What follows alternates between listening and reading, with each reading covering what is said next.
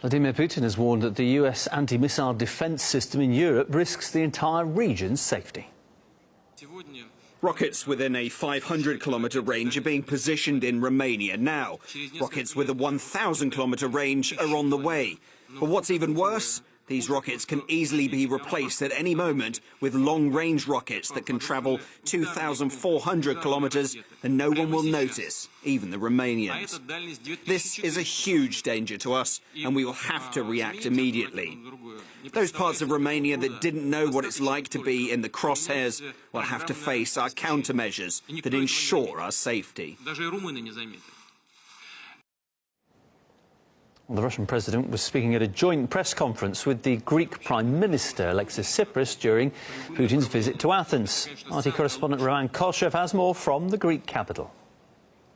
Vladimir Putin said that the American anti-missile defense system in Eastern Europe poses a real threat to Russia. That system was initially put in place in various countries surrounding Russia in order to counter the Iranian nuclear threat. But due to certain agreements that were made recently, the Iranian nuclear threat no longer exists. So all these new anti-missile defense systems that are being put in place all around Eastern Europe, basically very close to Russian borders, really pose a threat to Moscow. The Russian president said that Moscow is ready to cooperate on this anti-missile defense issues with the United States. However, he added that there is no one to talk to about that, as Moscow hears no response to this issue from the Americans. Well, let's discuss the US anti-missile defence system in Europe further now with political commentator Lawrence Davidson. Welcome, Lawrence. Now, the US insists that its anti-missile defence system in Europe is not targeting Russia. What is your view of that? Well, you might ask them who it is targeting. I mean, obviously, it's this placement of missiles in Eastern Europe sends a message to Russia, and the message is, look, you are not allowed to have a sphere of influence. Indeed, the Chinese aren't allowed either. The only one who can really have a sphere of influence is the Americans and their proxies in Europe. This is essentially the Cold War theory of containment brought into the 21st century. So the whole notion that these missiles are targeted towards the U.S. or Russia is just baloney. I mean, who else are they aiming at?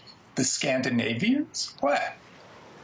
As well as the issue of who they're targeting, another issue is where they're actually located. President Putin said that the US could even place long-range missiles in Romania and do so without the Romanians knowing about it. Is that a likelihood, do you think? Well, I don't know. It depends upon who's in charge in Washington.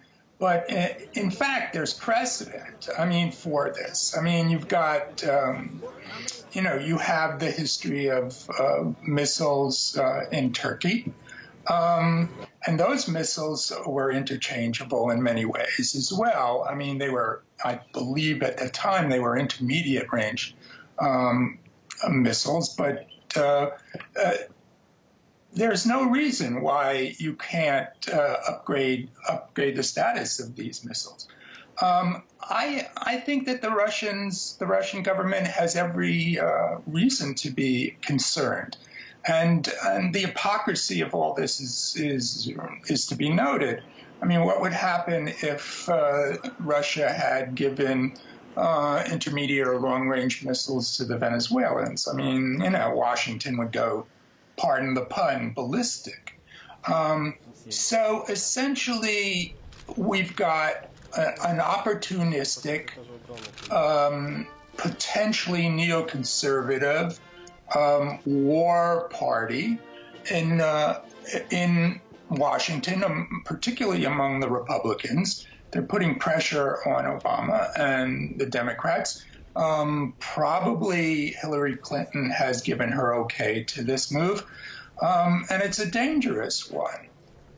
Putin had lots to say about Romania. He actually said that they could be in the crosshairs if the US decides to place long-range missiles there. Do you think that Romania should be worried? I would. In fact, I think they're already in the crosshairs. I mean, what is the Russian response to be? They're going to have to move their own missiles into proximate areas to the eastern border, particularly Romania. I mean, you could always replicate the Warsaw Pact strategy and just put 10,000 tanks on the Romanian border or something like that. I mean, Romania, by soliciting this move, has become a magnet, and Poland too. So you can't have this kind of arms